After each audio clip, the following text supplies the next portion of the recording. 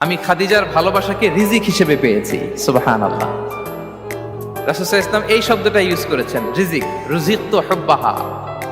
এবং তিনি দোয়া করার সময় বলতেন, আল্লাহ, কিয়ামতের সে বিভীষিকাময় দিনে, যেদিন বন্ধু বন্ধুকে চিনবে না, স্বামী স্ত্রীকে চিনবে না, বাবা সন্তানকে চিনবে না, পীর সাহেব মুরিদকে চিনবে না, নেতা কর্মীকে চিনবে না, ভাই বোনকে চিনবে না, সেই কঠিন মুহূর্তে আল্লাহ আমি আমার খাদিজাকে যেন ভুলে না যাই।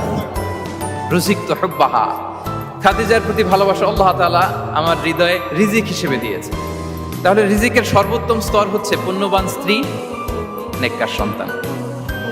আর রিজিকের পরিপূর্ণ স্তর হচ্ছে মহান আল্লাহ তাআলার সন্তুষ্টি। রিজকের পরিপূর্ণ স্তর যেটা, সেটা হচ্ছে রিদাল্লাহ, আল্লাহ তাআলার সন্তুষ্টি।